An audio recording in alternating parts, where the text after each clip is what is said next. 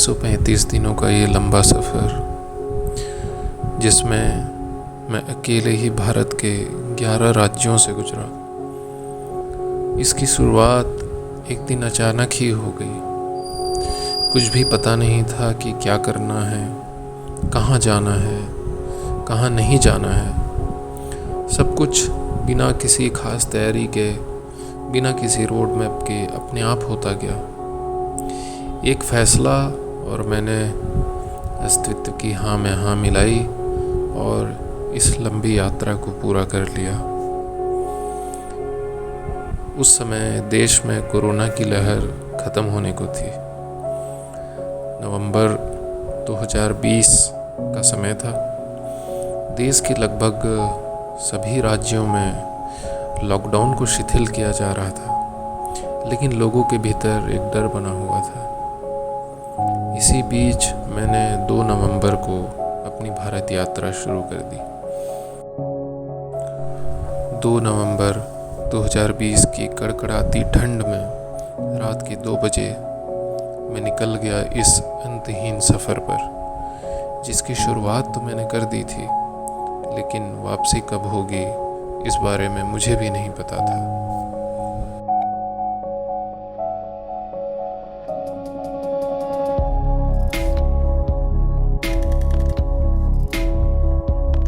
ये जो सामने दिख रहा है, ये चोपटा तुंगनाथ ट्रैक का नज़ारा है। सुबह के 6 बजे थे और यहाँ मैं अकेला था।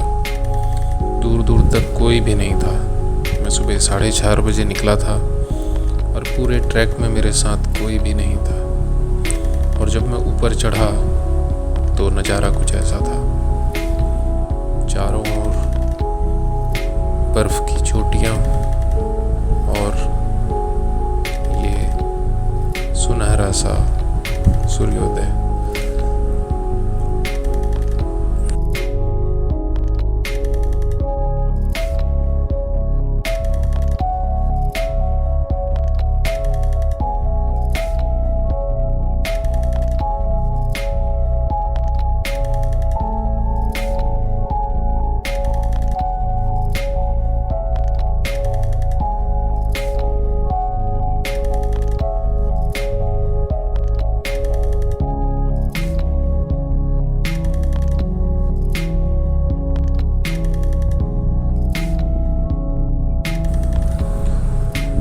तुंगनाथ का यह शिव मंदिर विश्व के सबसे ऊंचे स्थानों पे बने शिव मंदिरों में से एक है। मैं बहुत किस्मत वाला था कि इस जगह में काफ़ी समय तक अकेले था। दूर दूर तक कोई भी नहीं था।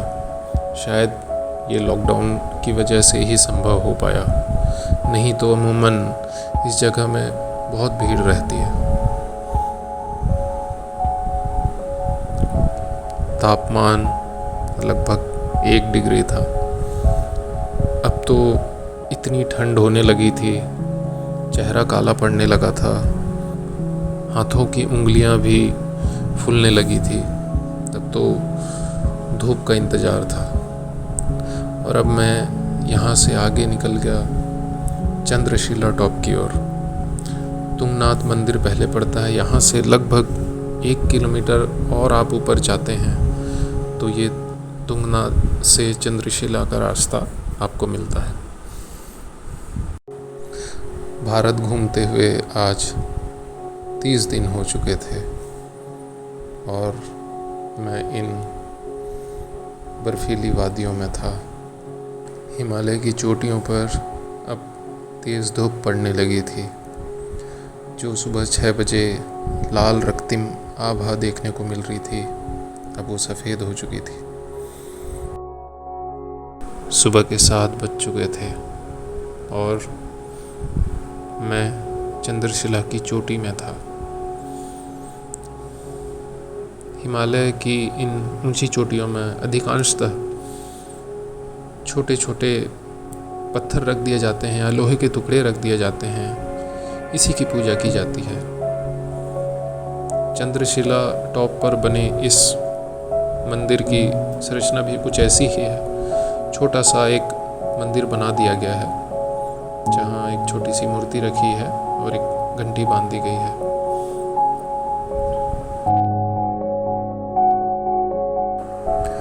यहाँ से चारों ओर आपको एक 360 डिग्री व्यू मिलता है। आप यहाँ से बहुत सारी चोटियों को एक साथ देख सकते हैं।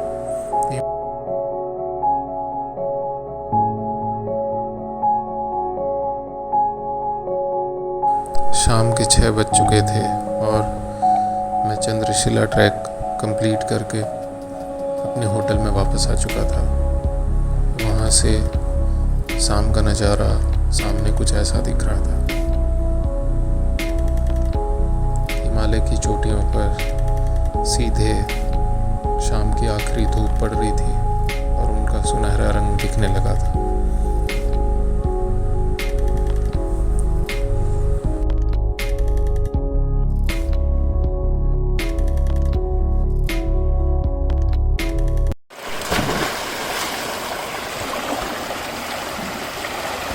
बाहर निकलने दो उसको।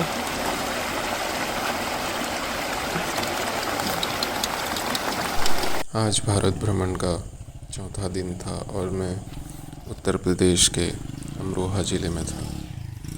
अमरोहा के ये बड़े बड़े आम के बगीचे, ये मैंने पहली बार ऐसा कहीं देखा था।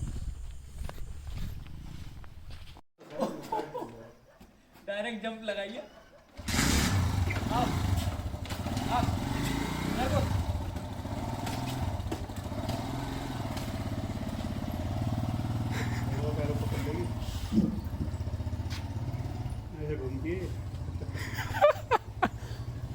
बहुत बढ़िया। जिम्मी आजा। यहाँ से मुझे आगे उत्तराखंड जाना था। उत्तराखंड में ये मैं रानीखेत में था, जहाँ मैं रुका था। वहाँ से यह हिमालय की चोटियाँ दिखती हैं। इस मंदिर में मेरी पहली सुबह यहाँ की आरती से हुई।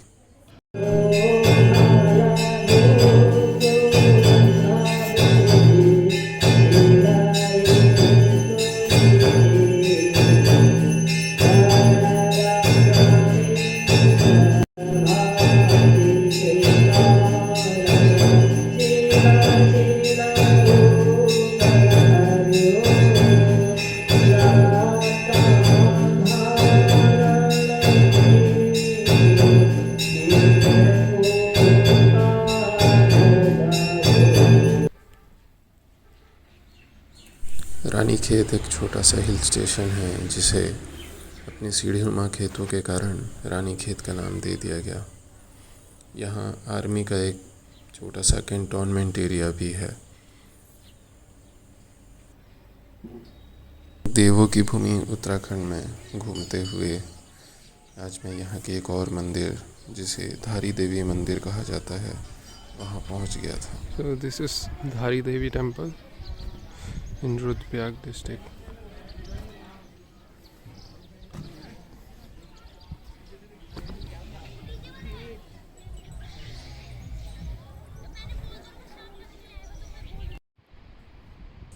देवप्रयाग में ये जो सामने आपको दिखाई दे रही है, ये अलकनंदा नदी है और ये नीचे जिसका प्रवाह तेज है, यह भागीरथी नदी है।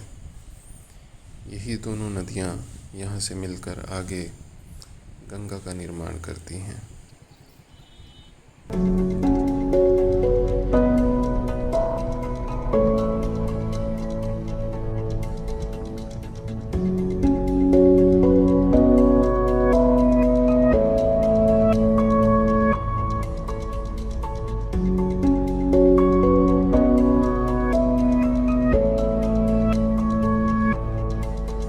उत्तराखंड की सांस्कृतिक नगरी अल्मोड़ा में स्थित यह जागेश्वर धाम का मंदिर लगभग 2500 साल पुराना है। जागेश्वर धाम भगवान शिव के 12 ज्योतिर्लिंगों में से एक है।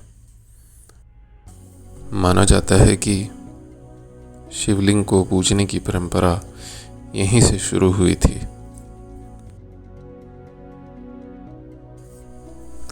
जागेश्वर धाम के ठीक बाजू से एक छोटी सी नदी बहती है, जिसका नाम जटागंगा नदी है। इस धाम के आसपास चारों ओर देवदार के पेड़ हैं जो यहाँ की खूबसूरती को और बढ़ा देते हैं। जागेश्वर धाम के आसपास के इस क्षेत्र में बिल्कुल भी भीड़ नहीं रहती है। आपको यहाँ आने पर एक अलग ही तरह का सुकून मिलता है जो उत्तराखंड के अन्य मंदिरों में इस तरह से नहीं मिल पाता, क्योंकि वहाँ बहुत ज़्यादा भीड़ रहती है, जबकि ये क्षेत्र, ये मंदिर का इलाका अपेक्षाकृत शांत ही रहता है और यहाँ बहुत सीमित मात्रा में ही टूरिस्ट आते हैं। मंदिरों का ये समूह, ये कलाकृतियाँ अपेक्षाकृत नागर शैली से ही बनी हैं।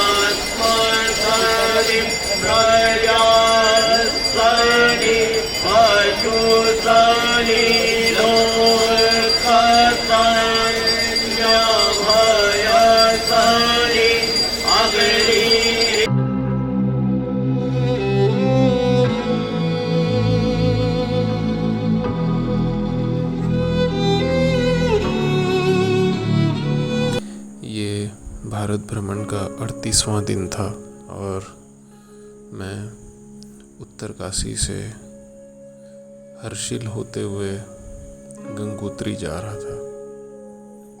ये हर्षिल के ठीक पहले का एक रास्ता है जहाँ खूबसूरत चोटियाँ और रास्ते भर ऐसे झरने दिखाई देते हैं। आप जैसे ही हरिद्वार से ऋषिकेश होते हुए गंगोत्री की ओर और करीब आने लगते हैं, माँ गंगा के पानी का रंग और अधिक उजला होने लगता है। हर्षिल के रास्ते में ये बहुत खूबसूरत सी चोटी पड़ती है।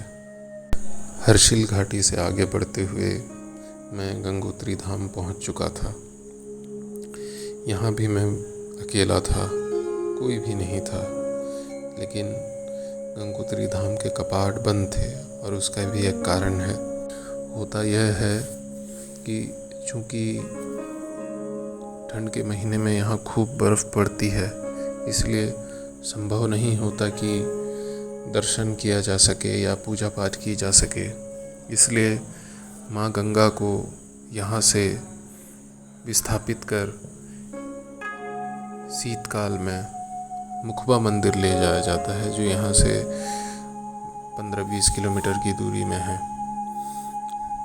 वहाँ पे ही माँ गंगा की पूजा अर्चना की जाती है। और फिर जैसे ही ठंड का समय बीत जाता है, फिर साज सज्जा गाजे बाजे के साथ मुखमा मंदिर से फिर वापस गंगोत्री धाम माँ गंगा को लाया जाता है। गंगोत्री धाम का ये ठंडा पानी पीने के बाद अब मैं वापस उत्तरकाशी की ओर लौट रहा था। गंगा यहाँ से भागीरथी कहलाती है। भागीरथी नदी का ये शांत उजला सा रंग आपको आने वाले 50-100 किलोमीटर तक दिखाई देता है। उसके बाद अन्य सहायक नदियाँ इसमें जुड़ती हैं और इसका रंग परिवर्तित होने लगता है। गंगोत्री धाम और हर्षिल के बीच कहीं ये सुंदर सी पहाड़ी पड़ती है, जिसका नज़ारा देखने लायक है। इन रास्तों में बहुत तेज़ हवा चलती है और उतनी ही तेज़ भगीरथी की आवाज़ है। आप सुनिए।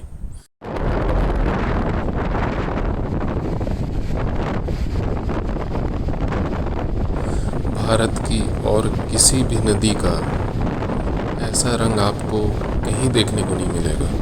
मैंने तो अभी तक के जीवन में जितना भी भारत घूमा है, ऐसा रंग मैंने पहले कभी नहीं देखा। ये अपने आप में एक अद्भुत एहसास था।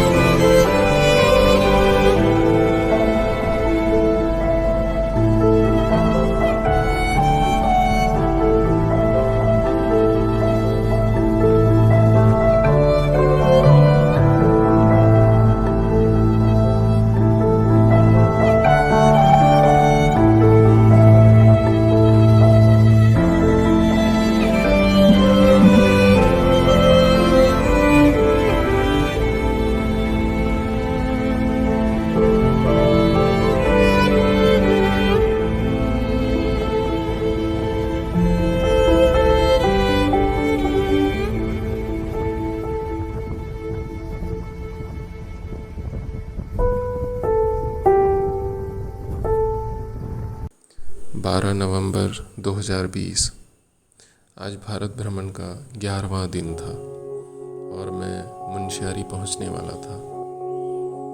आने वाले कुछ दिन मुनस्यारी में ही बीतने वाले थे। यहीं मैं अपने प्यारे बड़े भाई के घर में दिवाली मनाने वाला था। मुनस्यारी के रास्ते में ही 35 किलोमीटर पहले ये बहुत सुंदर सा वाटरफॉल पड़ता है। वाटरफॉल के ठीक नीचे इसका ये पारदर्शी सा पानी, जहाँ आप सूर्य की किरणों को बहुत आसानी से देख सकते हैं।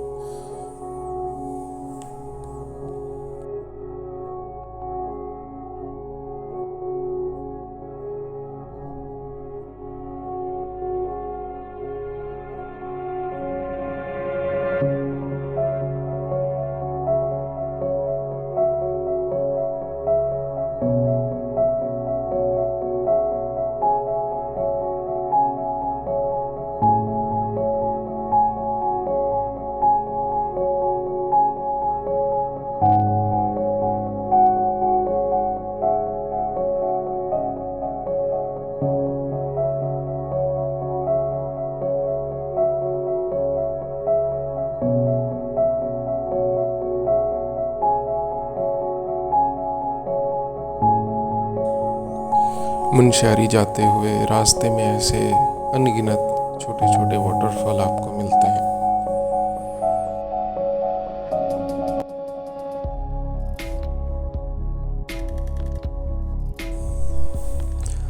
अब हम मुनस्यारी से आगे अपने बड़े भाई के पैतृक गांव गोरी पार जा रहे थे। असल में बीच में गोरी नदी पड़ती है, तो गोरी नदी के उस पार वाली पहाड़ी को ही गोरी पार कहा जाता है।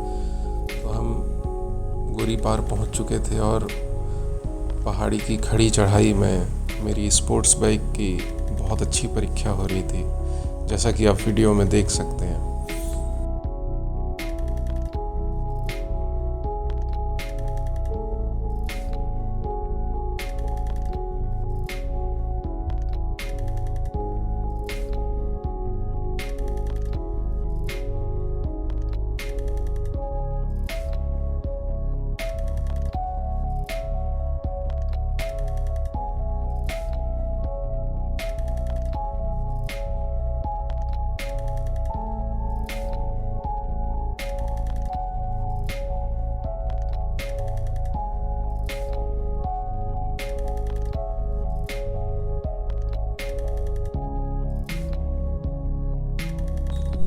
दिवाली के अगले दिन ही इस सीज़न का पहला स्नोफॉल देखने मिल गया।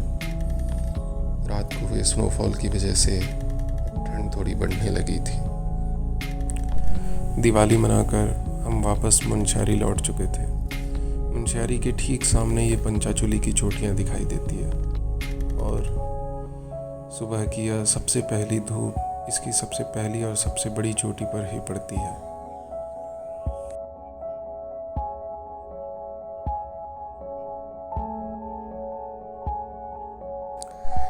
हिमनगरी मुनस्यारी में अपने बड़े भाई के घर दिवाली मनाने के बाद अब मुझे यहाँ से आगे पिथौरागढ़ जाना था। पिथौरागढ़ जाने के रास्ते में ही मतकोट पड़ता है और वहीं पे ये काली नदी गुजरती है जो भारत नेपाल की सीमा का भी निर्माण करती है। इसी रास्ते में ही एक फुग्गू वाटरफॉल ही पड़ता है जो नदी के ठीक किनारे है, जिसकी अपनी अलग ही तरह की सुंदरता है।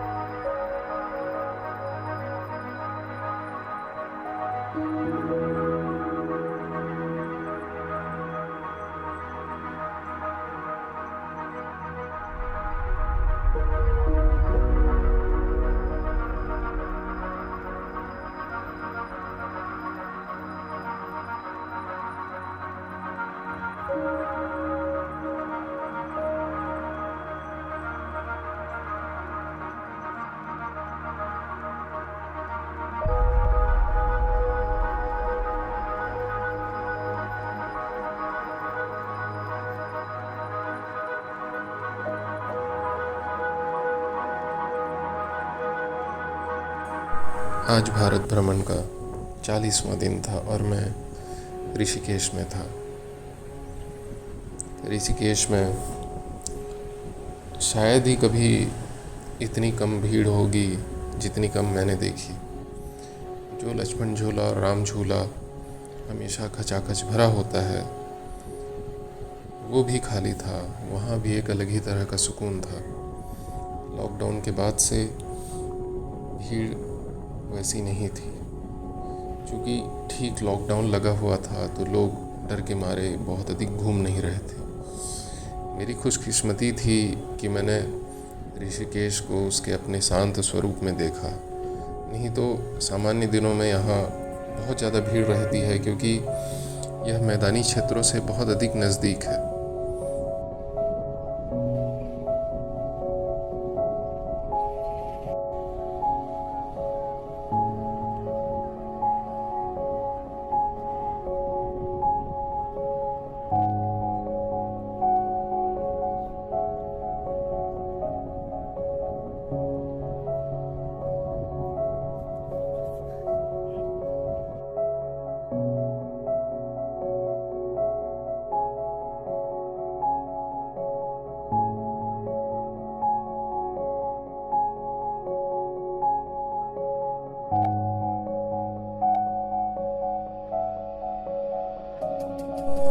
ऋषिकेश में मुझे मेरे कुछ दोस्त मिल गए।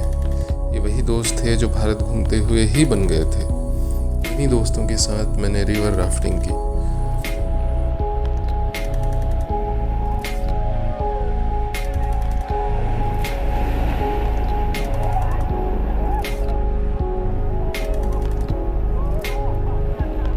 Come on, guys, go forward, team.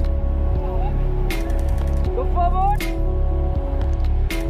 ऊपर डालो तो ऊपर तक।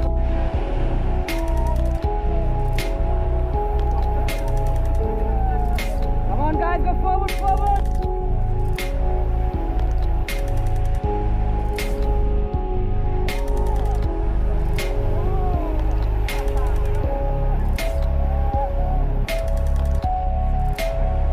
Now stop.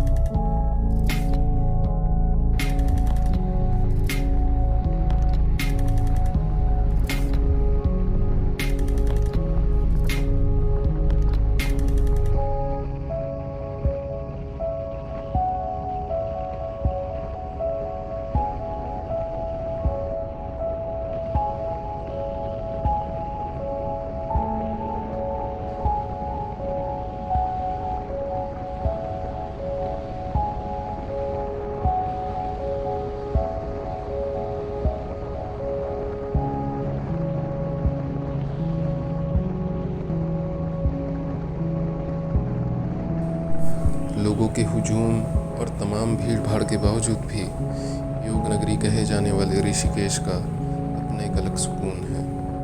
यहाँ आप घंटों गंगा नदी के किनारे आराम से बैठ सकते हैं। आज मैं कानाताल में था। कानाताल एक बहुत ही शांत खूबसूरत सी जगह है। यहाँ का सनराइज़ देखने लायक होता है। जिन दोस्तों के साथ ऋषिकेश में रिवर राफ्टिंग की थी, उन्हीं के सजेशन में मैं कानाताल आ गया था। यहाँ हम अगले दिन सुबह घंटों सनराइज़ ही देखते रहे, जो कि यहाँ का सबसे मेजर अट्रैक्शन है। घंटों इंतज़ार करना और उसके बाद सूरज को सामने क्षितिज के उस छोर से निकलते देखना, ये अपने आप में बहुत अलग एहसास था। मैंने इससे पहले कभी सनराइज़ इस तरह से नहीं देखा था।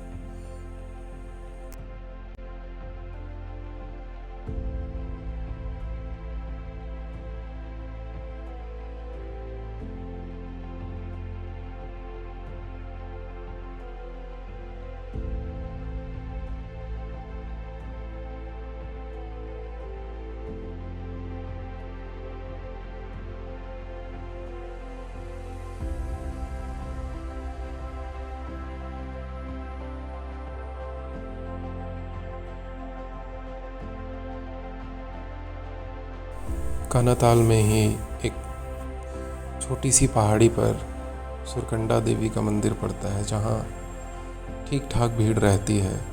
आसपास के बहुत से लोग यहाँ आते हैं। कोई छोटा सा ट्रैक भी हो जाता है और यहाँ से हिमालय की चोटियाँ भी दिख जाती हैं।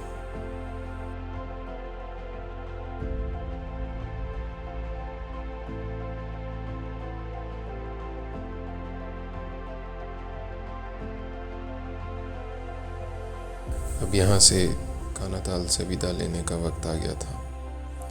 कानाताल की ये खूबसूरत सी शाम हमेशा के लिए स्मृतियों में कैद हो गई।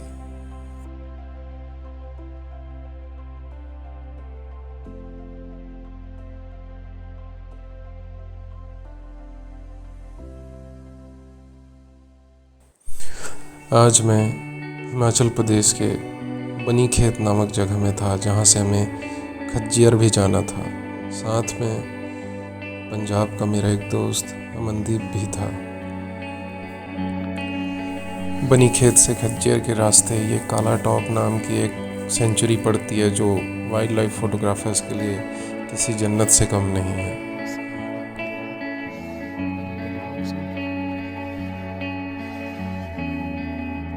मेरा दोस्त अमनदीप वाइल्ड लाइफ फोटोग्राफी और बर्ड्स फोटोग्राफी का बहुत शौकीन है, तो हम इधर पैदल ही आ गए थे। और जैसे ही हमने यहाँ पे कुछ देर बाद तेंदुए के पैरों के निशान देखे, हमने अपने जान को जोखिम में डालना मुनासिब न समझते हुए वापस लौटना ही ठीक समझा। खच्चर की तुलना में काला टॉप में ठीक ठाक बर्फ़ मिल जाती है। क्योंकि ये थोड़ी ऊंचाई पर है, इसलिए ठंड के महीने में यहाँ आपको आसानी से बर्फ़ मिल जाती है। खच्चर जाने के इस रास्ते में हमें बहुत ब्लैक आइस मिली। मेरे बाइक की तो बहुत अच्छी परीक्षा हो रही थी, पर जैसे तैसे हमने ये रास्ता पार कर लिया और खच्चर जाते तक रास्ते भर हमें ऐसे ही बर्फ़ से ढके हुए खूबसूरत नज़ारे देखने को मिले।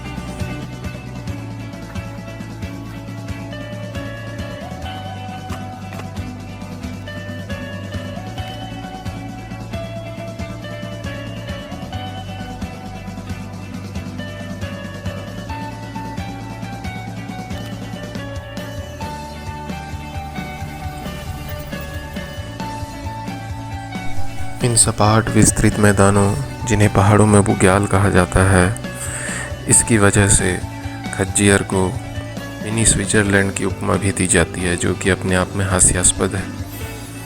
ठंड के दिनों में यहाँ उस तरह की हरियाली नहीं दिखती है, लेकिन जहाँ आप गर्मियों के महीनों में मई जून के महीने में यहाँ आते हैं तो यहाँ एक गजब की हरियाली दिखती है। और यहाँ पैराग्लाइडिंग और इसके साथ ही जॉर्बिंग ऐसी कुछ एडवेंचर एक्टिविटीज़ होती रहती है।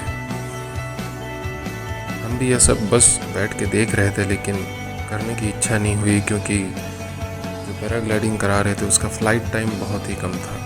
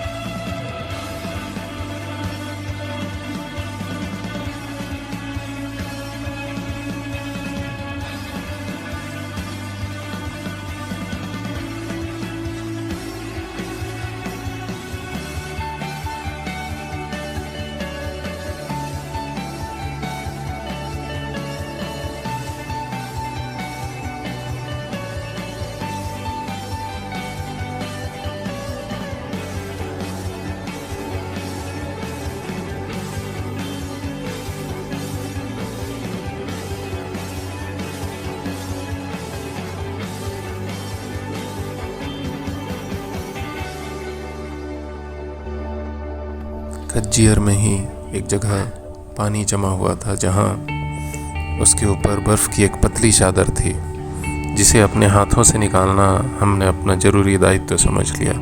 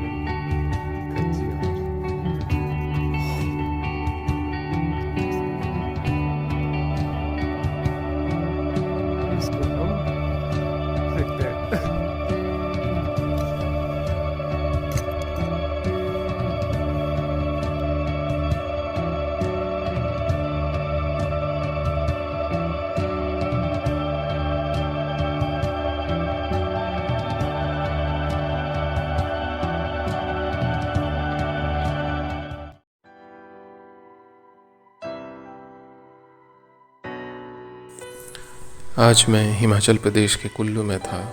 कुल्लू में यहाँ एक पिछली महादेव का मंदिर पड़ता है जहाँ मैं ट्रैक करने के लिए जाने वाला था। हाँ ये यादों का ही है सफर, तू भी चुन ले मुझे हम सफर। है खुदा मेहरबान जो अगर खिल ही जाएगा दिल का नगर।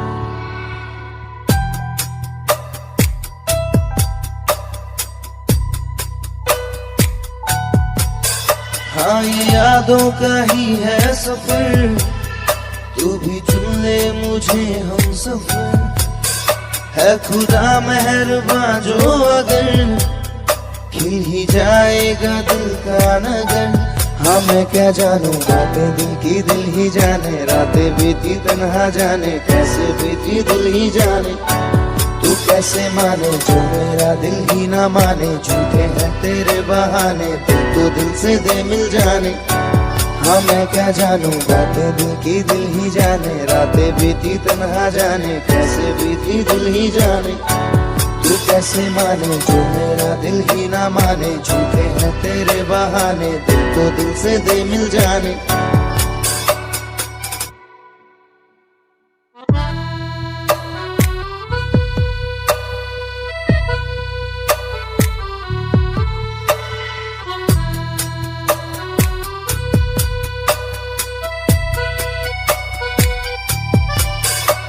ये वादा था तेरा कि होगा तू मेरा। कहाँ है सवेरा मेरा, कहाँ है वो रातें हंसी सारी बातें था जिनमें बसेरा तेरा। तू कहीं इनमें ही मुझको खो जाने दे। तेरी जुल्फों के साए में थक के सो जाने दे। अगर तेरा दिल भी धड़क रहा है जैसे धड़के मेरा, फिर जो होता है हो जाने दे।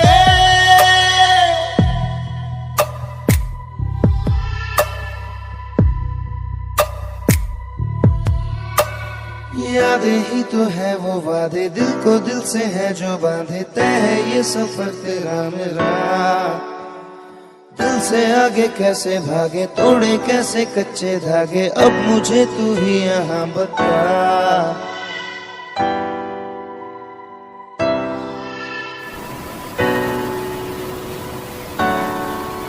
हाँ ये यादों का ही है सफर, तू भी चुन ले मुझे हम सफर।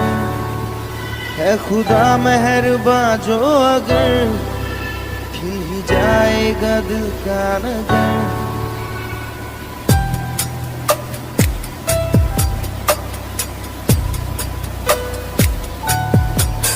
हाँ ये यादों का ही है सफर, तू भी चुन ले मुझे हम सफर। है खुदा मेहरबान जो अगर खिल ही जाएगा दिल का नगर। हाँ मैं क्या जानूं बातें दिल की, दिल ही जाने। रातें बीती तन्हा जाने, कैसे बीती दिल ही जाने। तू कैसे माने जो मेरा दिल ही ना माने। झूठे हैं तेरे बहाने, दिल को दिल से दे मिल जाने। हाँ मैं क्या जानूं बातें दिल की, दिल ही जाने। रातें बीती तन्हा जाने, कैसे बीती दिल ही जाने। तू कैसे माने जो मेरा दिल ही ना माने। झूठे हैं तेरे बहाने, दिल को दिल से दे मिल जाने।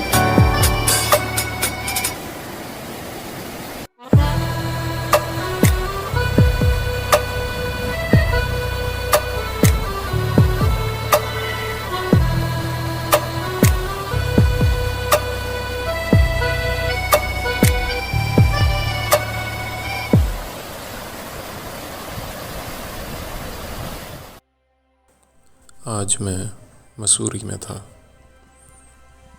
मसूरी अपनी सनराइज़ के लिए तो फेमस है ही, साथ ही यहाँ जो सनसेट होता है उसमें जो विंटर लाइन दिखती है उसके लिए भी ये बहुत फेमस है।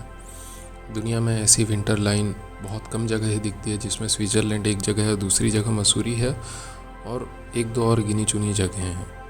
तो विंटर लाइन का जब भी नाम आता है तो एक मसूरी का नाम भी सामने आता है। ये मसूरी का एक और फेमस स्पॉट जिसे केम्प्टी फॉल्स कहा जाता है। तो यहाँ पे अब पहले से कहीं अधिक मकान बन गए हैं। आज से 7-8 साल पहले जब मैं यहाँ गया था तब इतने मकान नहीं थे, पर अब बहुत ज़्यादा हो गया है।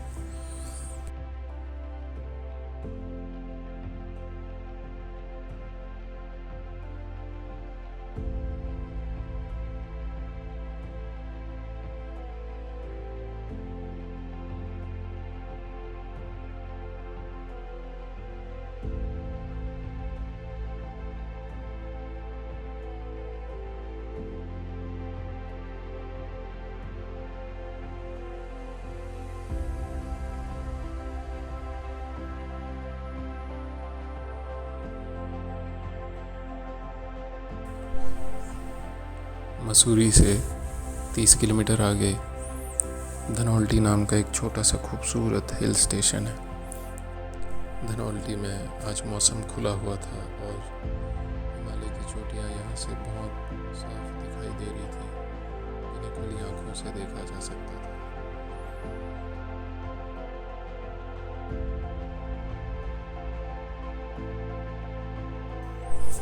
देहरादून के रॉबर्ट्स केव में कुर्सी लगाकर ऐसे छिछले पानी में बैठने का भी अपना अलग सुकून है।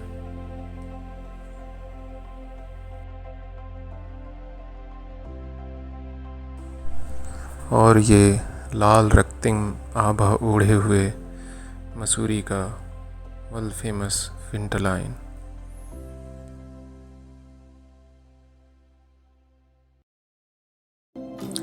हिमाचल प्रदेश के कुल्लू में जब मैं था तो पता चला कि मनाली में ताज़ी बर्फ़बारी हुई है।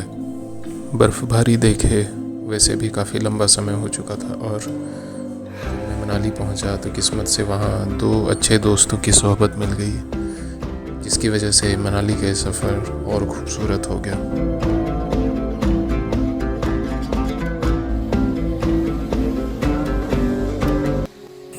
बर्फ़बारी की वजह से मनाली में खूब भीड़ आ चुकी थी और हम किसी शांत जगह की तलाश में थे।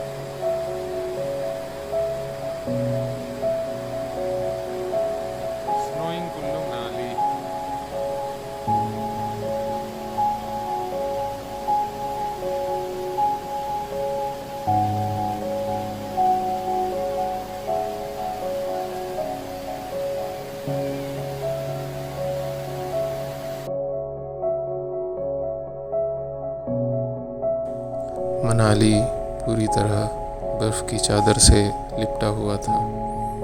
सुबह की ये खिली हुई धूप और चारों ओर यह खूबसूरत सा नज़ारा।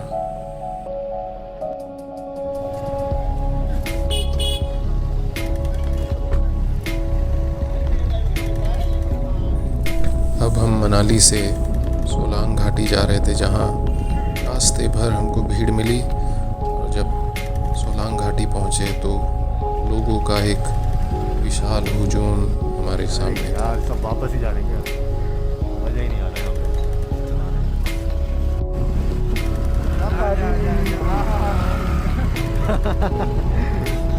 अरे यार यहाँ पे रुकना पड़ेगा भैया। बाजी यहाँ रुकते हैं बाजी।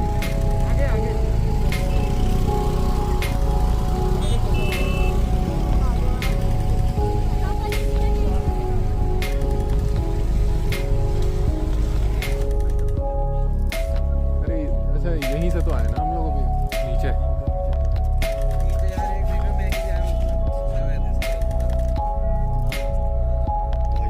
ये गांव देखो यार। यहाँ से कितना किलोमीटर दिखा रहा है? वैसे तो हमें अटल टनल जाना था, लेकिन क्योंकि आर्मी वालों ने रास्ता बंद करके रखा था, इसलिए हम सोच रहे थे कि पैदल ही चले जाएं, लेकिन जब दिखा कि 6 किलोमीटर है तो हमने अपना प्लान बदल दिया। सच में? तुम बर्फ में चलो यार।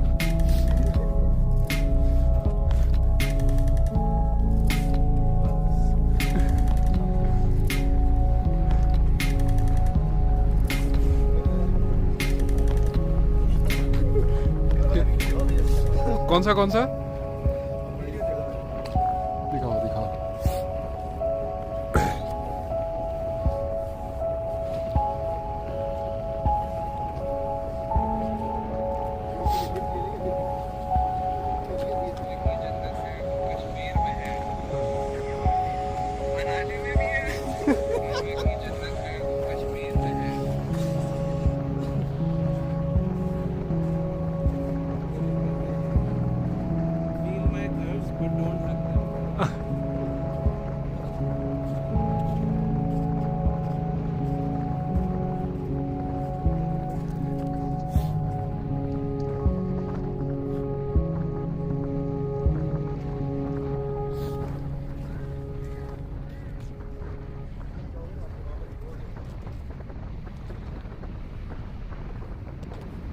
टेंट नहीं है यार, ऐसा ही है ये।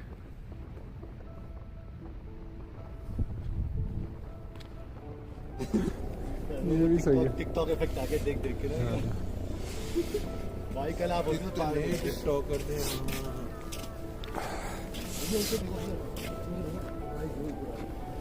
वो जमा हुआ है, ये है भाई भाई पाउडर है।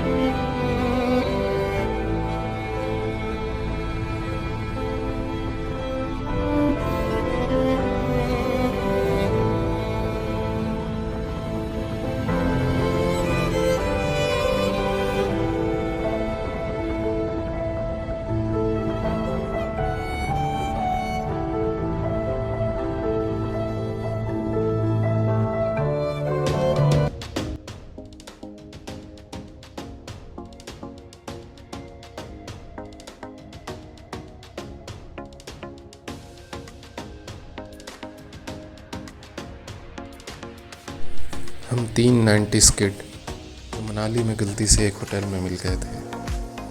हम तीनों बर्फ़ में इतनी देर मस्ती करने के बाद अब हमें यह सूझा कि पहाड़ों में आए हैं और बर्फ़ है तो बिना स्नोमैन बनाए हम कैसे रह सकते थे।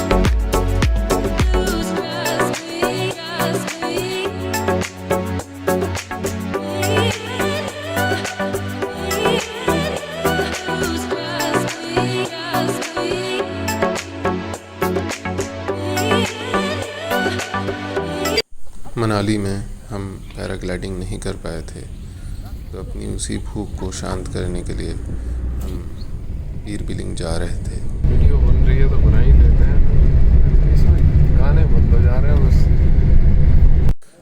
लोकल कैब की मदद से हम ये उस बीर के सबसे ऊंचे स्थान में पहुंच चुके थे।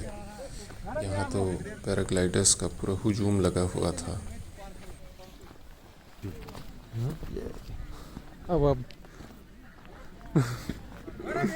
अब यहाँ से उड़ने की बारी हमारी थी। अच्छा,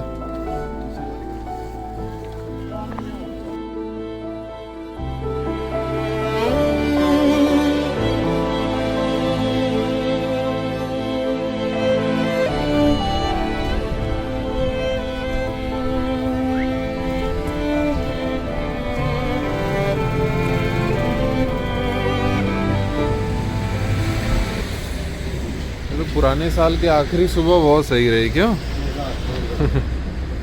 जोरदार सुबह भाई, फोटो तगड़ा है मतलब ना।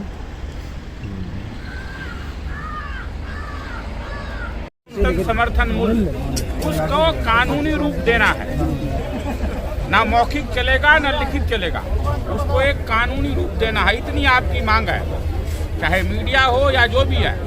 आप अपने घरों से निकल के आए हो, जो कानून सरकार ने बनाए हैं वो 3 को वापस करो, रद्द करो, और जो है मिनिमम सपोर्ट MSP का कानून बनाओ, बस इतना ही है। इससे इसी लाइन पे बात करो आप। जय जवान जय किसान, जिंदाबाद जिंदाबाद, मजदूर किसान जिंदाबाद जिंदाबाद जिंदाबाद। वापिस करो, वापिस करो, जिंदाबाद जिंदाबाद जिंदाबाद जिंदाबाद।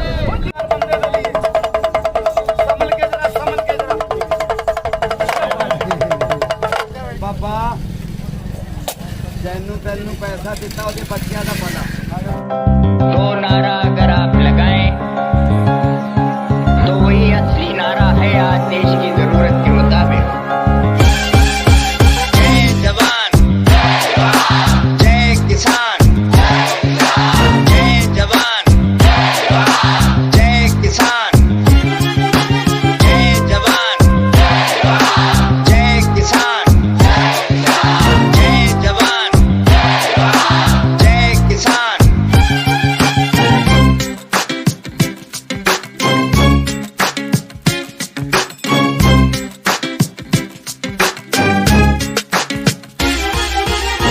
मैंने सूरत है बदली, मिट्टी की और दर्दी की, हरियाली से है मेरा नाता। मेरी भी सुन लो अब तो, बातें कर लो या हक दो, भारत भी मेरा भाग्य विधाता। जय जवान जय किसान, जय जवान जय किसान, जय जवान जय किसान, जय जवान जय किसान।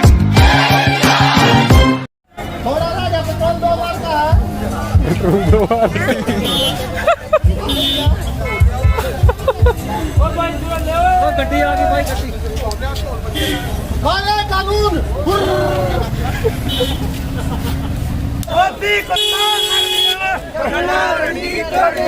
किसान मजदूर एकता जिंदाबाद, किसान मजदूर एकता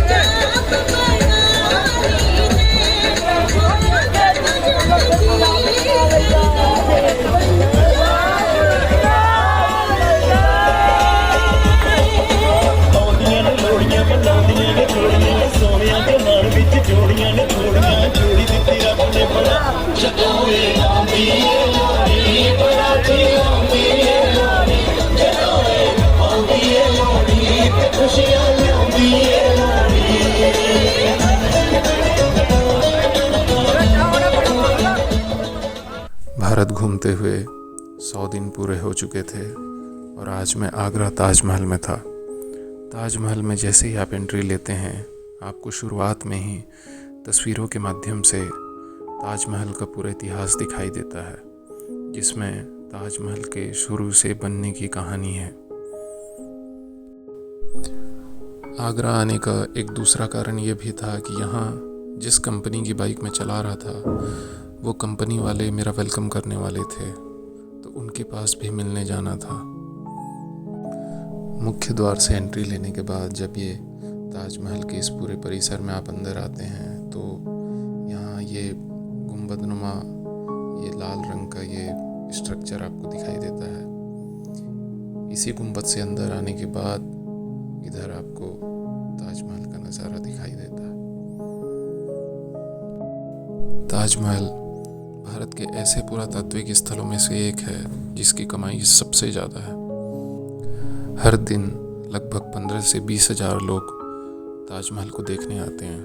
तो इसी आंकड़े के आधार पर अगर अंदाज़ा लगाएं तो साल में यह लगभग 1 करोड़ तक चला जाता है, जिसमें लगभग 10% विदेशी भी होते हैं। कहते हैं कि भारत घूमना इस मकबरे को देखने के बिना अधूरा है, तो हम भी देख लिए। आज मैं भटिंडा के अपने दोस्त अमनदीप के साथ वीरों की नगरी अमृतसर में था। पंजाब का यह सीमावर्ती क्षेत्र अपने युद्ध और लड़ाइयों के लिए प्रसिद्ध रहा है। अंग्रेज़ों के समय हुआ सबसे जघन्य जलियांवाला बाग हत्याकांड भी यहीं हुआ था। लेकिन जब हम अमृतसर पहुँचे तो रिनोवेशन का काम चल रहा था, इस वजह से हम जलियांवाला बाग देखने से चूक गए।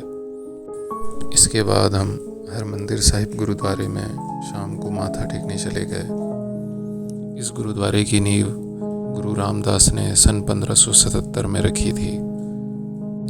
रात की इस रोशनी में स्वर्ण मंदिर को देखकर ऐसा लग रहा था जैसे अभी ही इसे बनाया गया हो।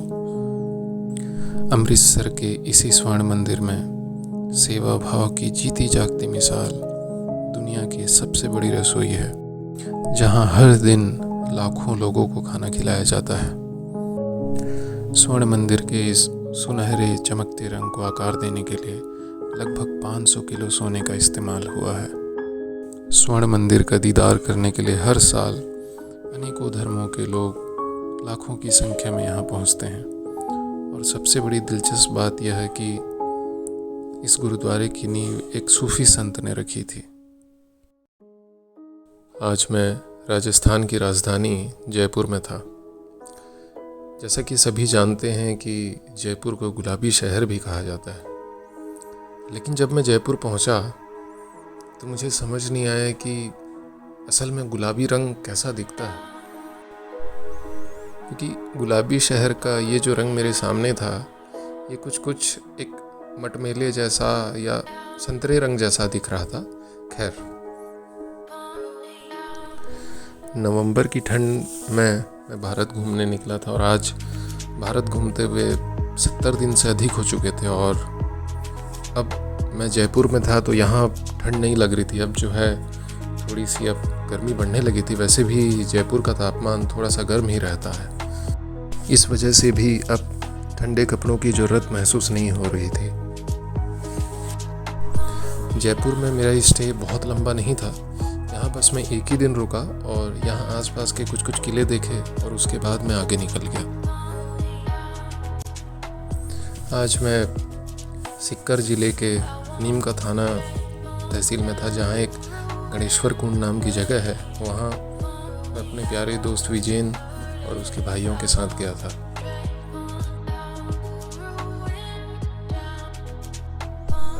यहाँ एक गणेश्वर मंदिर है।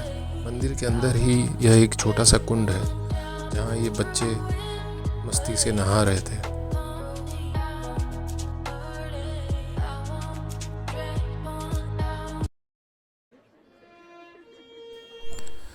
ये जयपुर का प्रसिद्ध हवा महल है, जो हवा महल के पीछे का हिस्सा है, जहाँ किसी ज़माने में महारानियाँ झांक कर देखा करती थीं।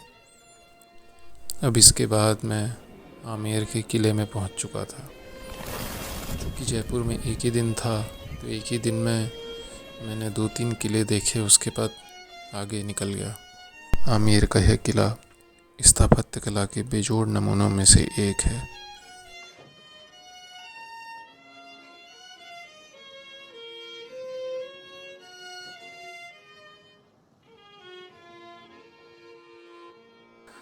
लाल बलुआ पत्थर और संगमरमर से बने इस भव्य किले को कछवाहा राजा मान सिंह ने बनवाया था। अभी हाल ही में इसकी बेजोड़ वास्तुकला को ध्यान में रखते हुए सन 2013 में ही आमेर के इस किले को विश्व धरोहर स्थल के रूप में मान्यता मिली है, यानी अंग्रेजी में जिसे वर्ल्ड हेरिटेज साइट कहा जाता है।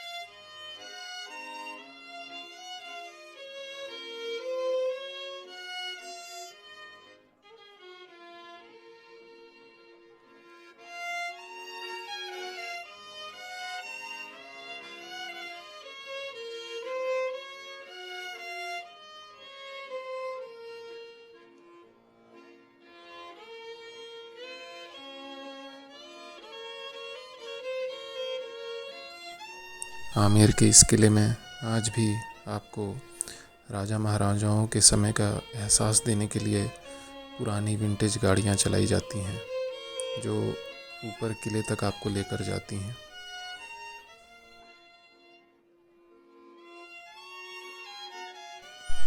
अब यहाँ से जयपुर से विदा रहने का वक्त आ गया था और अब मुझे जोधपुर जाना था। ये खूबसूरत सा होम स्टे जोधपुर के एक डॉक्टर साहब का है। मैं इनके इस होम स्टे में 2 दिन रुका था। इस होम स्टे की खूबसूरती देखते ही बनती है। यहाँ बाजू में ही डॉक्टर साहब खुद रहते हैं और इधर इन्होंने पूरा होम स्टे बनाया हुआ है और बहुत बारीकी से एक एक चीज़ को इन्होंने सजाया है, जैसा कि आप इस वीडियो में देख भी सकते हैं। यहाँ तक कि इस पेड़ के नीचे इन्होंने बियर की बोतलों को भी सजाया हुआ है। जब अंधेरा होता है तो पूरी लाइटिंग इन जगहों में दिखती है। डॉक्टर साहब खुद भी घूमने फिरने के बड़े शौकीन हैं और वे कहते हैं कि उन्हें बहुत अच्छा लगता है जब अलग अलग जगह से टूरिस्ट उनसे मिलने आते हैं। अब यहाँ से मैं जोधपुर की सबसे ऊंचाई पर बने मेहरानगढ़ के किले को देखने चला गया। इस किले से आपको पूरे जोधपुर शहर का 360 डिग्री व्यू देखने को मिलता है।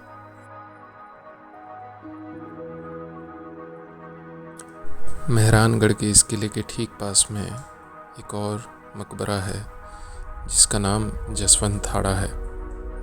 उसी के पास एक छोटा सा कुंड है जिसे देव कुंड कहा जाता है।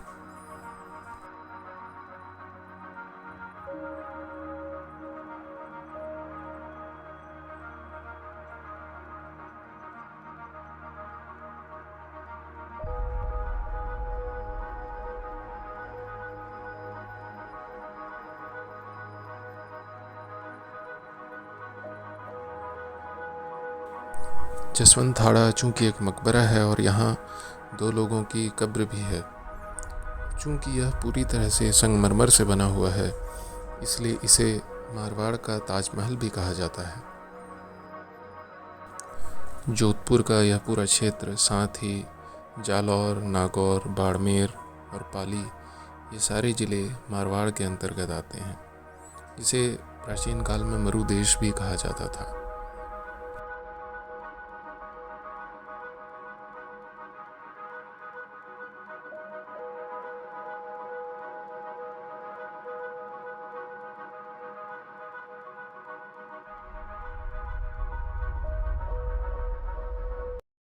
जोधपुर, जिसे उसके नीले रंग से पुते गए घरों के कारण नीला शहर भी कहा जाता है, इस शहर में और भी कुछ खास जगह हैं, जिनमें से एक यह तूर जी का झालरा है। एक तरीके का छोटा सा कुंड जैसा है, जहाँ चारों ओर ऊपर तक सीढ़ियाँ बनी हुई है और तालाब नीचे की ओर है।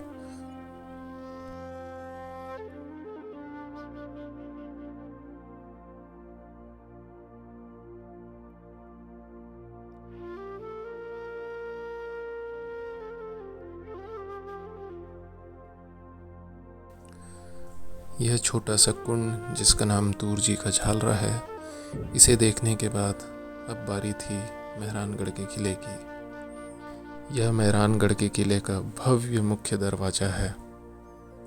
इस किले की पूरी व्यवस्था आज भी राज परिवार के हिस्से आती है, इसलिए मुख्य द्वार से लेकर और भी जगहों में आपको पुराने राजा महाराजा के समय की जैसे ही लोग आपको उसी वेशभूषा में देखने को मिल जाएंगे, जो आपको एक पुराने समय का एहसास दिलाती है।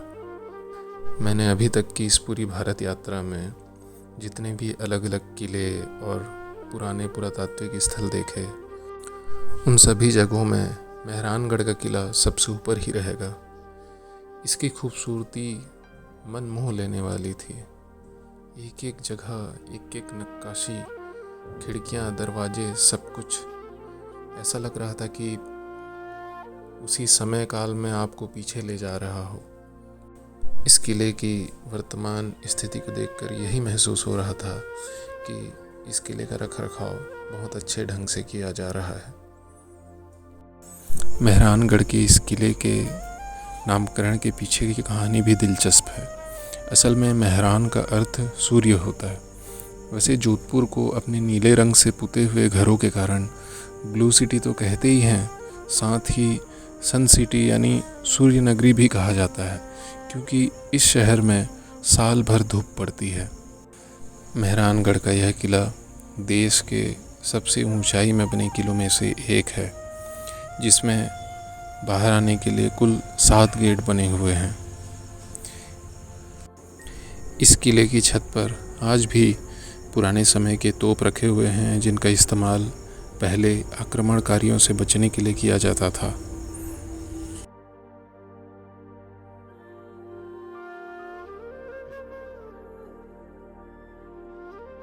कहा जाता है कि जब इस किले का निर्माण कार्य चल रहा था तो यह जगह शापित माना जाता था। तो उस श्राप से मुक्ति पाने के लिए, सूर्य देवता को प्रसन्न करने के लिए निर्माण के समय ही राजा राम मेघवाल नामक एक लड़के ने अपनी इच्छा से बलि दी थी। उसके बाद ही इस किले का निर्माण कार्य प्रारंभ हुआ था।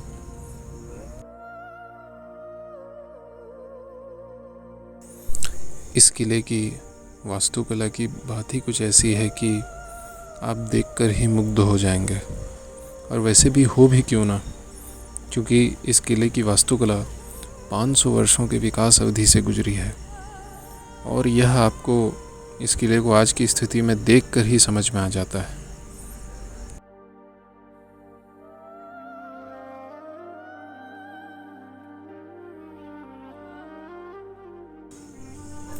यहाँ आपको मेहरानगढ़ की एक खिड़की से नीचे जोधपुर शहर का एक हिस्सा दिखाई देता है, जहाँ नीले रंग के घरों को आसानी से देखा जा सकता है। जोधपुर शहर की एक दिलचस्प घटना मैं आपको बताता हूँ। यहाँ पर हुआ क्या था कि 1970-80 के दशक में 8-10 साल तक बारिश ही नहीं हुई। तो उस बीच जो बच्चे बड़े हुए, उस बीच जो बच्चे पैदा हुए थे, जिनकी उम्र बिना बारिश देखे 9-10 साल हो चुकी थी, उन्होंने जब अपने जीवन में पहली बार पानी गिरते देखा, तो बच्चे अधिकतर जो बाहर खेल रहे होंगे या मतलब बाहर होंगे, उन्होंने अपने ऊपर पानी गिरते देखा तो वे डर गए। उन्होंने तुरंत जाके अपने घर में बताया कि पानी गिर रहा है, हमारे ऊपर पानी गिरा है, ये वो। तो उन्हें बहुत बेचैनी सी हो गई, घबराहट हो गई, डर गए वो। तो मुझे लगता है कि पूरे भारत में शायद जोधपुर के ही बच्चे ऐसे होंगे जिन्होंने इतना अलग अनुभव अपने जीवन में देखा होगा। जोधपुर आना मेरे लिए बहुत कीमती अनुभवों में से एक था। यहाँ जब मैं पहुँचा तो यहाँ जिस कंपनी की गाड़ी चला रहा था, उस कंपनी के एक शोरूम वालों ने मेरा भव्य स्वागत किया। मेरी गाड़ी की पूरी रिपेयरिंग कर दी, सब कुछ जो छोटे मोटे प्रॉब्लम्स थे उसको ठीक कर दिया और बहुत भव्य स्वागत किया। गुलदस्ते वगैरह दिए, जो मेरे लिए अपने आप में बहुत अच्छा अनुभव था। अब इस शहर की जो सबसे बड़ी खासियत है उस पर आते हैं। जोधपुर शहर अपने खान पान के लिए प्रसिद्ध है।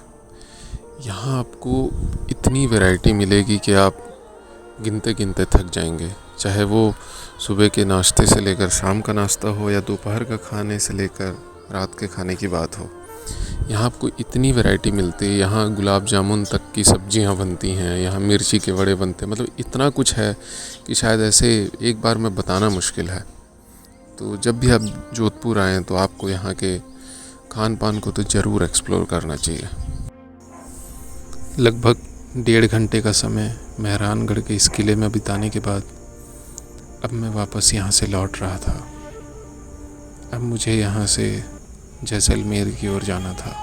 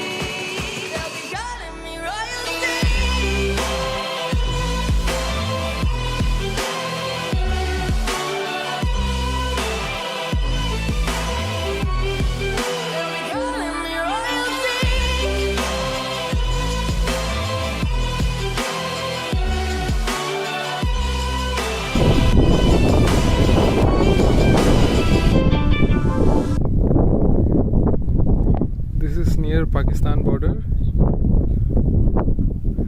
and look at this. आज मैं जैसलमेर में था। जैसलमेर में ये रेत के बड़ी बड़ी टीले जो आप देख रहे हैं, यहाँ से पाकिस्तान की दूरी मात्र 15 किलोमीटर है। यहाँ किसी बाहरी व्यक्ति को उसकी गाड़ी में वैसे ही जाना अलाउ नहीं रहता है, लेकिन अस्तित्व की दुआ कह लीजिए या किस्मत कह लीजिए, मैं यहाँ गलती से पहुँच गया था। उसकी भी अपनी एक अलग कहानी है।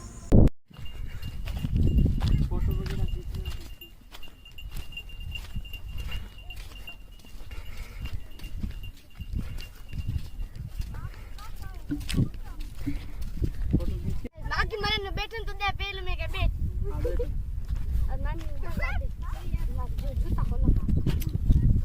किधर चढ़ा ए एक के चला हाथ पा के आके चढ़ो हां चढ़ो भाई सीधा पे तुझे चलो नहीं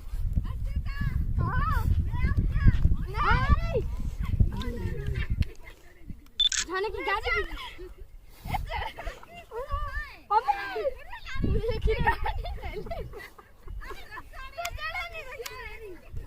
अरे मैंने हंसी तो डरा मैं खड़ा वाला मम्मी अरे हंसी तो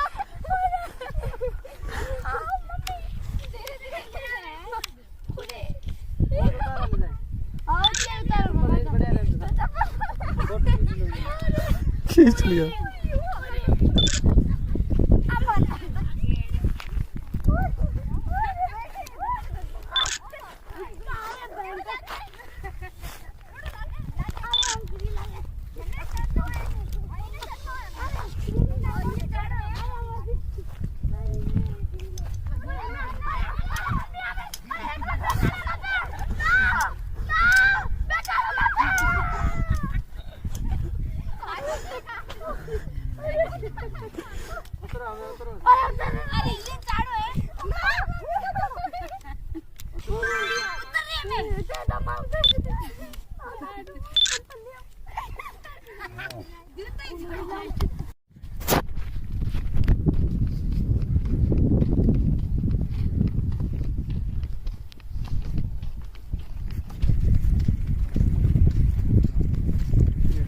फेस्टिवल हो रहा है ना, हाँ हाँ तैयारी हो रही है, पूरा ग्राउंड साफ कर दिया। अच्छा, कैमल फेस्टिवल की तैयारी हो रही है। जैसलमेर में वैसे तो जो लोग रेत के बड़े बड़े टीलों को देखने आते हैं वो अधिकतर सम चले जाते हैं, जिसको सैम सैंड ड्यून्स भी कहते हैं, और स्थानीय लोग उसे सम ही बुलाते हैं, और मुझे तो सम ही बुलाना ज़्यादा अच्छा लगता है। लेकिन मैं सम में नहीं, खुड़ी गांव में था, और ये वहीं के रेत के विशाल टीले हैं जिसकी खूबसूरती देखते ही बनती है।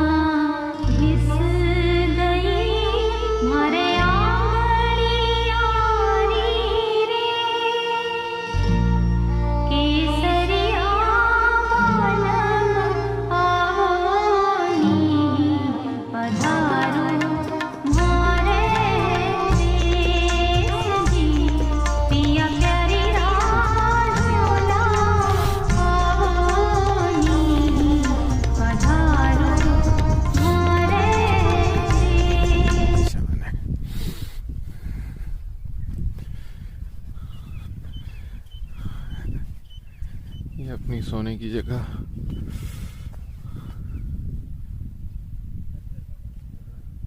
ये जो छोटे छोटे पैरों के निशान दिख रहे हैं ये वाले, ये लोमड़ी के हैं जो कल आए थे।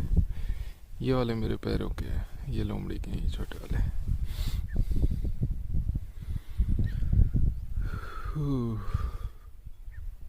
सुबह के 7:30 बजे हैं एंड टुडे इज 24 Feb और आज से मरु फेस्टिवल शुरू हो रहा है और मैं अभी थोड़ी देर में जाने वाला हूँ जैसलमेर।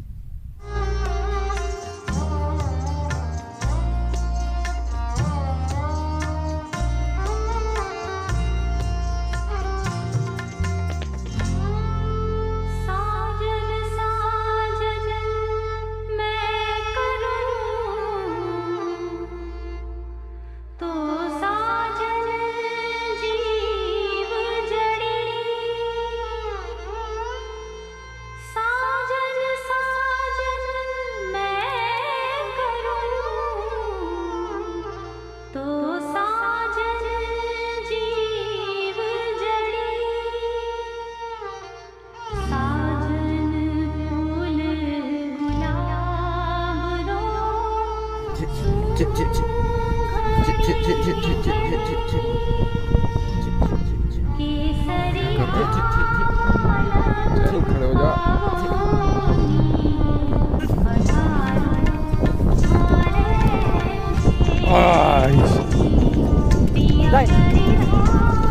अरे दौड़ रहे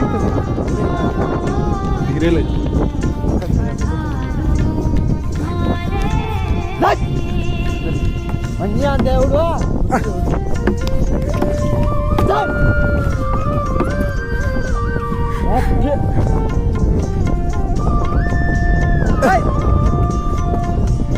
ये बढ़िया है।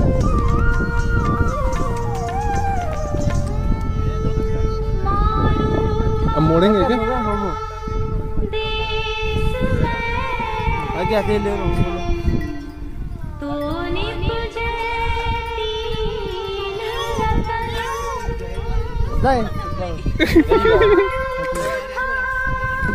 माटी वो कपड़े है ना रात अच्छी थी।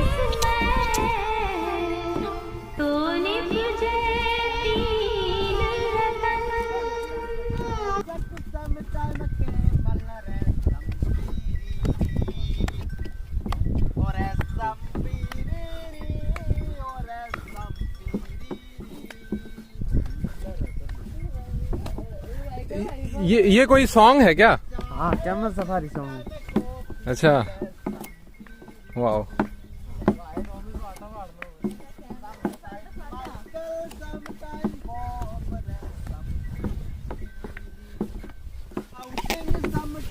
Now you take it.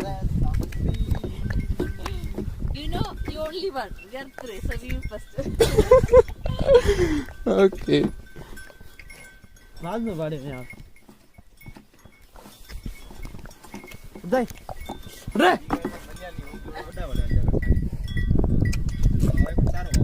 उदय। एग्रेन तो है उसे। आड़े वाले। उदय।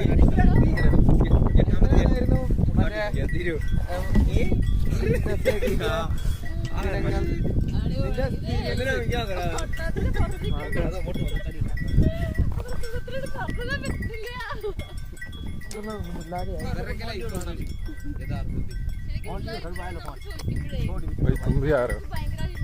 भाई भाई कंघी बाल बना लो।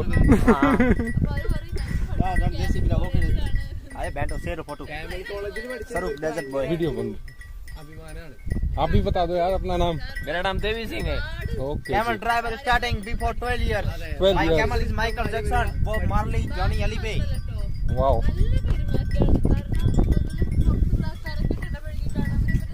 ये वाला समझ नहीं आएगा। अरे बहुत टफ होता है ये लैंग्वेज। उदय। उदय। अरे ये दौड़ रहा है। अब नहीं दौड़ेगा। अब नहीं दौड़ेगा ना?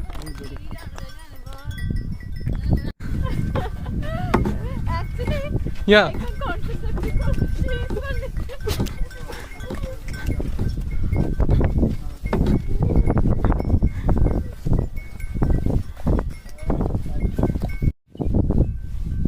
हमारा कैमल है, ये हम हैं और ये हमारी सफारी हो रही है।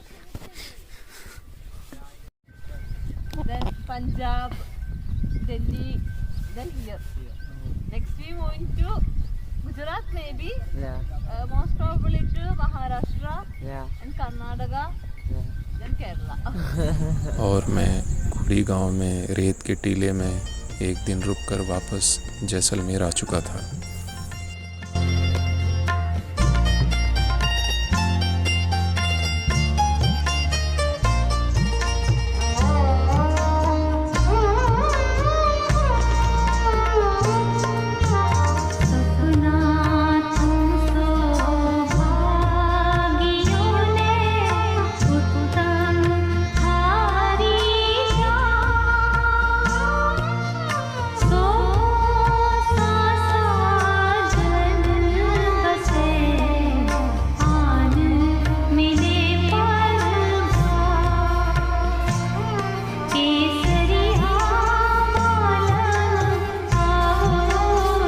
Where I'm staying right now.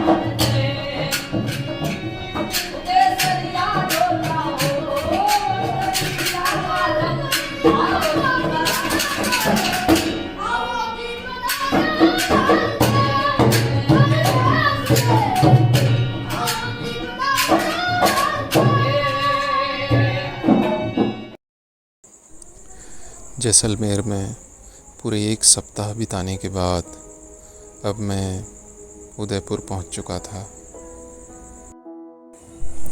जिस तरह जोधपुर और जैसलमेर मारवाड़ के क्षेत्र में आता है, ठीक उसी तरह उदयपुर मेवाड़ की राजधानी रहा है और यहाँ लंबे समय तक सिसोदिया राजवंश के शासकों ने शासन किया है। आपको जानकर आश्चर्य होगा कि उदयपुर पूरे विश्व में एक लौता ऐसा इलाका है जहाँ के राजवंशों ने तमाम परिवर्तनों और थपेड़ों को झेलते हुए सन 568 से अभी तक यानी लगभग 1500 साल तक यहाँ की संस्कृति को, यहाँ की विरासत को बनाए रखा, जो अपने आप में अनूठा है।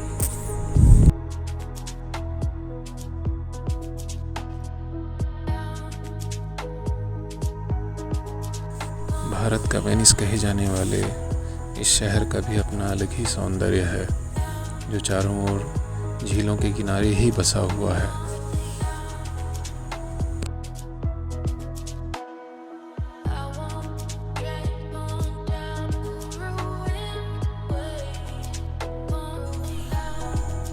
मैंने जितना भी भारत घूमा, कहीं भी मैंने इतने वेडिंग फ़ोटोशूट वाले फ़ोटोग्राफर्स नहीं देखे जितना मैंने उदयपुर में देखा। इस शहर की खूबसूरती ही ऐसी है।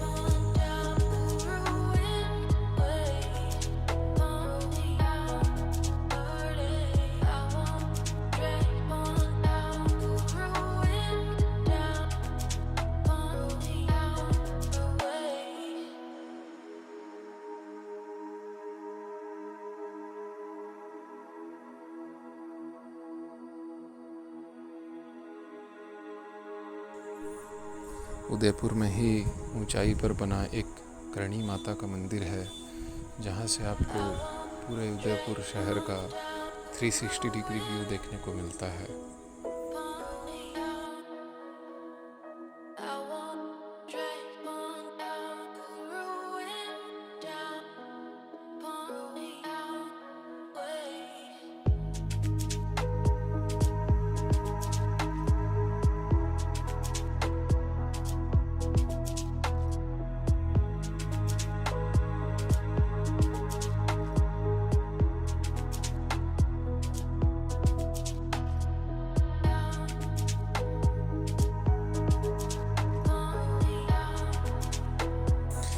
ये एक छोटा सा पहाड़ है जिसे हाल ही में बहुत अधिक लोकप्रियता मिली है।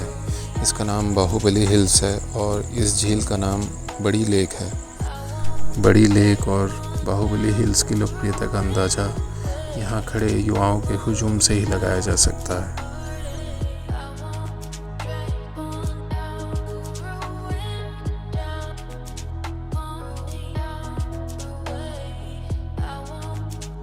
उदयपुर में वैसे तो मैं कुल 5 दिन रहा और उसमें से एक शाम मैंने फतेह सागर लेक के किनारे बिताया। उदयपुर एक तरह से कला और संस्कृति का केंद्र रहा है। यहाँ पर मुझे तो मशहूर चित्रकार वैन गॉग के नाम का एक छोटा सा संग्रहालय भी दिखा जो बंद था। यहाँ लड़कियाँ आपको सिगरेट पीते और शराब की बोतल हाथ में लेते हुए दिखें तो आपको बिल्कुल भी आश्चर्य नहीं होना चाहिए। जिस तरह से दिल्ली वाले हर शनिवार रविवार यानी वीकेंड में शिमला मसूरी पहुंच जाते हैं, ठीक उसी तरह गुजरात की एक बहुत बड़ी आबादी अपने वीकेंड के लिए उदयपुर पहुंच जाती है। भले ही 7 झीलों के बीच बसे इस शहर को पूर्व का वेनिस कहा जाता है, लेकिन मेरी नज़र में तो ये गुजरातियों के लिए गोवा से कम नहीं है। रात की रोशनी में अमराई घाट से दिखता हुआ किलों का यह नज़ारा और उसकी पीली रोशनी ने मन मोह लिया।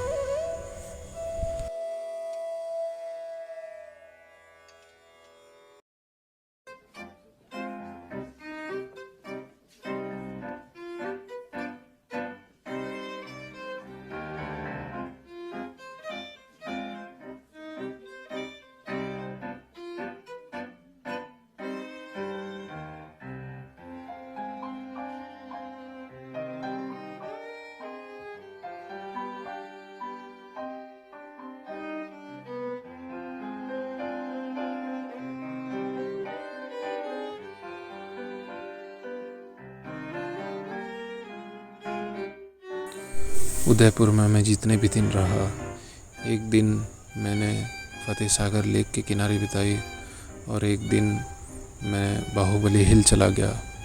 बाकी के बचे हुए दिन मैं हर शाम यहाँ अमराई घाट पहुँच जाता था।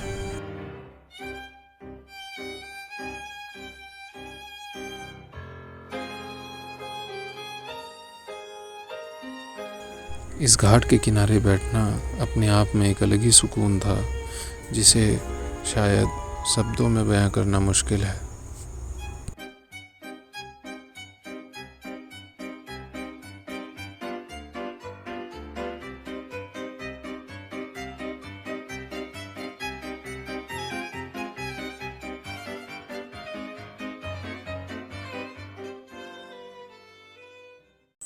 यहाँ से पाकिस्तान की दूरी मात्र 150 मीटर है। उदयपुर में एक सप्ताह बिताने के बाद मैं यहाँ गुजरात के नाड़ाबेट बॉर्डर में था, जो रन ऑफ कच्छ में पड़ता है। यहाँ आर्मी का छोटा सा कैंप बना हुआ है। यहाँ कुछ देर रुकने के बाद मैं आगे अहमदाबाद के लिए निकल गया, जहाँ मेरे दोस्त मेरा इंतज़ार कर रहे थे।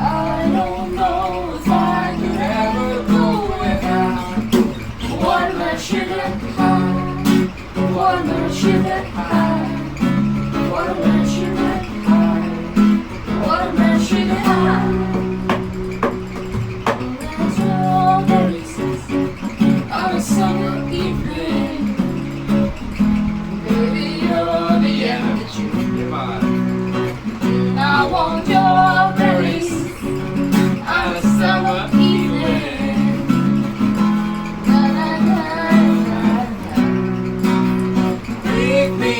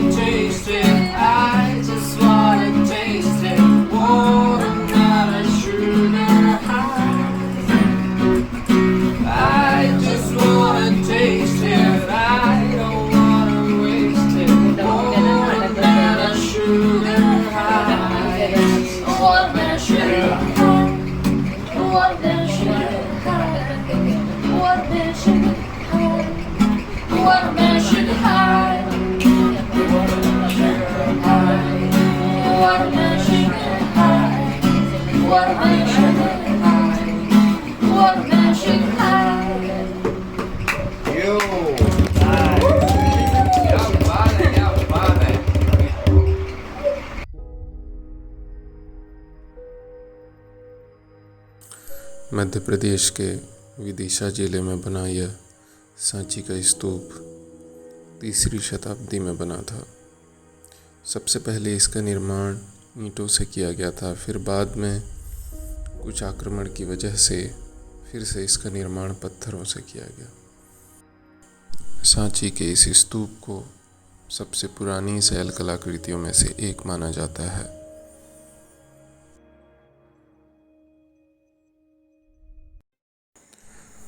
भारत घूमते हुए 133 दिन पूरे हो चुके थे और आज मैं खजुराहो में था। वही खजुराहो जो अपने स्थापत्य कला के लिए, अपनी नागर शैली से बने मंदिरों के लिए पूरे विश्व में प्रसिद्ध है। ये सामने आप जिन मंदिरों को देख रहे हैं, ये जैन मंदिर का एक नमूना है। खजुराहो में मूलतः 2 तरह के मंदिर आपको देखने को मिलते हैं। एक हिंदू मंदिरों की एक बड़ी श्रृंखला है और दूसरी एक श्रृंखला जैन मंदिरों की है।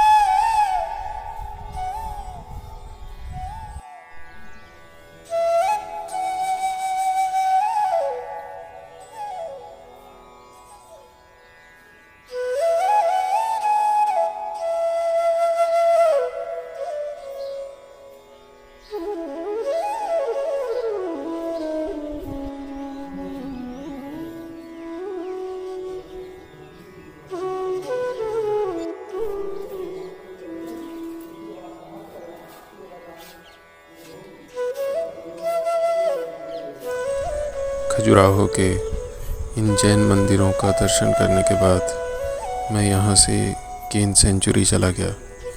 केन एक छोटा सा अभयारण्य है जहाँ एक भारत का ग्रैंड कैनियन कहे जाने वाली जगह है जो अवसादी चट्टानों से बनी है।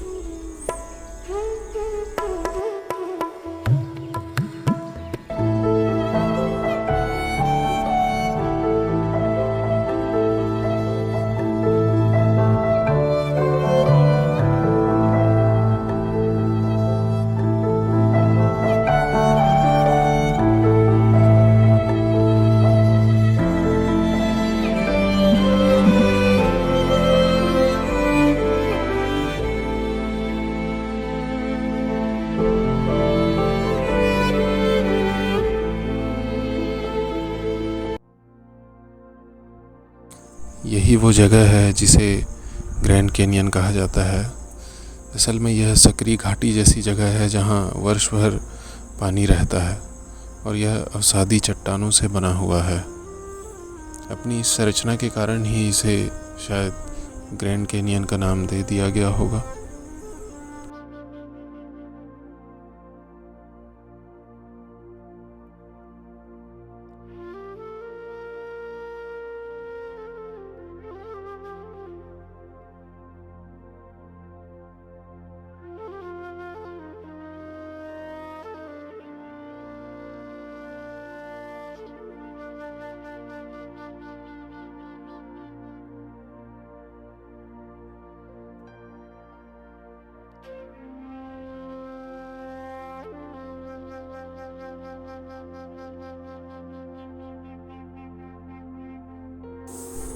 ये खजुराहो के पश्चिमी समूहों का मंदिर है। वैसे तो खजुराहो के ये मंदिर नागर शैली से बने हैं और यह पूरे विश्व में नागर शैली से बने मंदिरों के एक अद्भुत उदाहरण के रूप में है। इन मंदिरों का निर्माण चंदेल शासकों ने 900 ईस्वी से लेकर 1130 ईस्वी के बीच किया था। इन मंदिरों का सबसे पहला ऐतिहासिक उल्लेख इब्न बतूता ने अपने यात्रा वृत्तांत में किया था। तब यहाँ लगभग 85 मंदिर हुआ करते थे, जिनकी संख्या वर्तमान में केवल 20 रह गई है। वैसे तो खजुराहो की मंदिरों की नक्काशी हिंदू धर्म के जीवन के 4 लक्षणों पर आधारित है, जिनमें धर्म, अर्थ, काम, मोक्ष को दर्शाया गया है। चंदेल राजाओं द्वारा निर्मित ये स्मारक अपने स्थापत्य और मूर्तिकला के लिए प्रसिद्ध थे। इन राजाओं को वैसे भी कला, संगीत और नृत्य की विभिन्न शैलियों में गहरी रुचि थी। वैसे तो चंदेल राजा शिव धर्म के अनुयायी थे, शैव धर्म के अनुयायी थे, लेकिन उनकी रुचि वैष्णव धर्म और जैन धर्म के प्रति भी थी, और इसका जीवंत उदाहरण पार्श्वनाथ का जैन मंदिर खजुराहो में अभी भी स्थित है।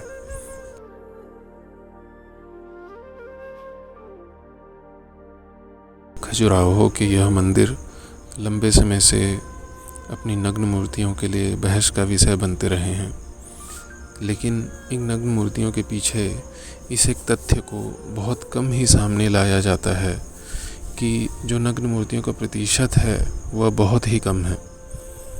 मंदिर के लगभग 20% हिस्से में ही यह नग्न मूर्तियां हैं, जबकि शेष 80% हिस्से में सामान्य मूर्तियां हैं, जिनके बारे में बहुत जिक्र नहीं होता है। और एक अवधारणा यह भी कहती है कि इस मंदिर में जो मूर्तियां हैं वह एक सामान्य मनुष्य के पूरे जीवन चक्र को प्रदर्शित करती हैं।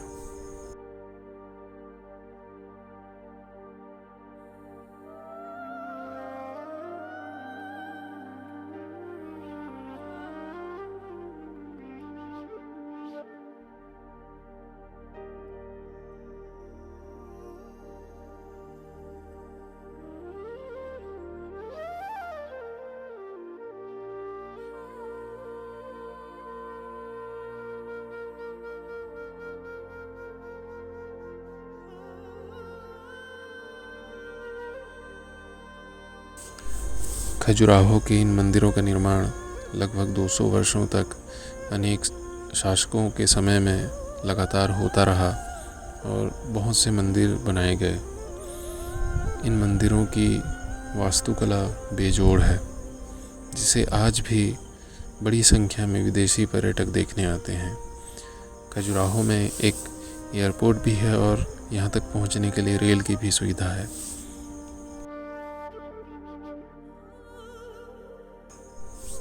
मध्य प्रदेश के छतरपुर ज़िले में स्थित खजुराहो मेरे इस सफ़र का आखिरी पड़ाव था। खजुराहो में 2 दिन बिताने के बाद अब मैं वापस छत्तीसगढ़ अपने घर लौटने वाला था और इस सफ़र के 135 दिन पूरे होने वाले थे।